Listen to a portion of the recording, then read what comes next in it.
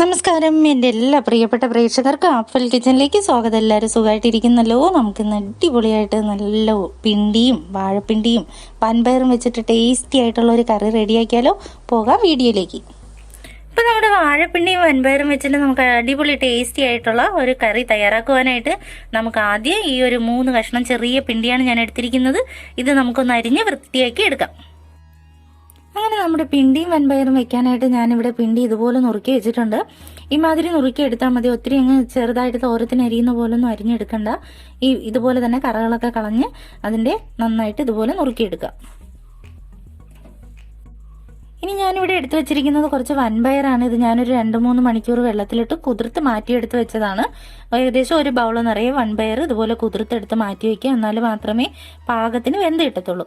ഇനി ഇത് രണ്ടും കൂടി നമുക്കൊരു കുക്കറിലേക്ക് ആഡ് ചെയ്ത് കൊടുക്കാം.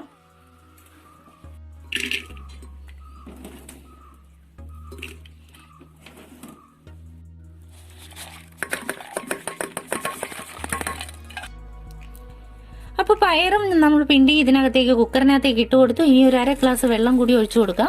ഒരു 1/2 കപ്പോളം വെള്ളം മതി. കാരണം പിണ്ടിക്കകത്ത് വെള്ളം ഉള്ളത് കാരണം ഒത്തിരി അങ്ങ് ഒഴിക്കേണ്ട. ആവശ്യത്തിന് ഉപ്പും കൂടി ചേർത്ത് കൊടുക്കും. ഒരു 1/2 സ്പൂണോളം ഉപ്പാണ് ഞാൻ ആഡ് ചെയ്ത് കൊടുക്കുന്നത്.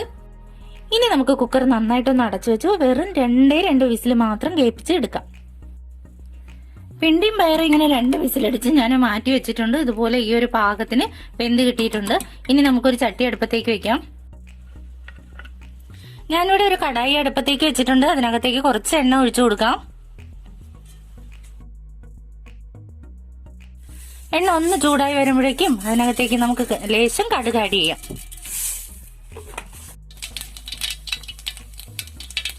കടുകെല്ലാം പൊട്ടുന്ന ഈ ഒരു ടൈമിൽ കുറച്ച് കറിവേപ്പിലയും ഒരു വറ്റൽമുളകും കൂടി നമുക്ക് ഇതിൻ്റെ ഒപ്പം ആഡ് ചെയ്യാം.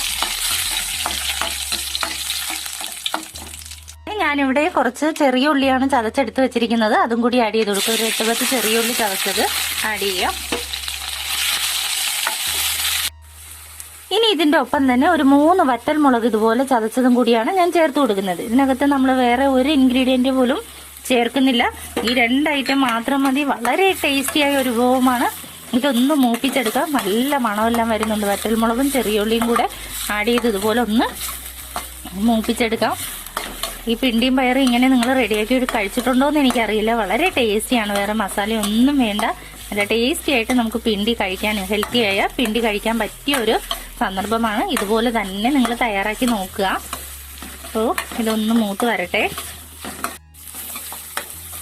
അപ്പോൾ നമ്മുടെ ഉള്ളിയും മുളകും എല്ലാം ഏകദേശം ഇവിടെ മൂത്ത് വന്നിട്ടുണ്ട്. നമുക്കിനി നമ്മുടെ വേവിച്ച് വെച്ച പിണ്ടിയും പയറും കൂടി ഇതിൻ്റെ ഒപ്പം ആഡ് ചെയ്ത് കൊടുക്കാം. ശേഷം ഇത് നന്നായിട്ടൊന്ന് മിക്സ് ചെയ്ത് കൊടുക്കാം. ഇത്തരത്തിൽ നമ്മൾ പിണ്ടി തയ്യാറാക്കുമ്പോൾ വൻപയർ തന്നെയാണ് ടേസ്റ്റ്.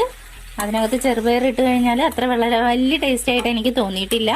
അപ്പോൾ ഇതുപോലെ തന്നെ നിങ്ങൾ തയ്യാറാക്കി നോക്കുക. തീർച്ചയായും നിങ്ങൾക്ക് ഇഷ്ടമാവും, കുഞ്ഞുങ്ങൾക്കും ഇഷ്ടമാകും.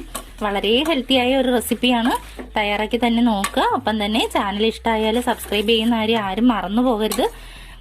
നിങ്ങൾ തീർച്ചയായും ചെറിയ ഒരു ബെൽ ബട്ടൺ അമർത്തി ഓൾ എനേബിൾ ചെയ്യുന്ന കാര്യവും വിട്ടുപോകരുത്. എന്നാൽ മാത്രമേ നമ്മൾ അപ്ലോഡ് ചെയ്യുന്ന അടിപൊളി റെസിപ്പീസ് നിങ്ങളുടെ കിച്ചണിലേക്ക് എത്തുകയുള്ളൂ. അങ്ങനെ നമ്മുടെ ടേസ്റ്റിയായ ഹെൽത്തിയായ എമ്മിയായ പിണ്ടിയും വൻപയറും കറി ഇവിടെ റെഡിയാണ്. ചോറിൻ്റെ ഒപ്പോ കപ്പയുടെ ഒപ്പോ ഒക്കെ കഴിക്കാൻ പറ്റിയ ഒരു അടിപൊളി റെസിപ്പിയാണ്.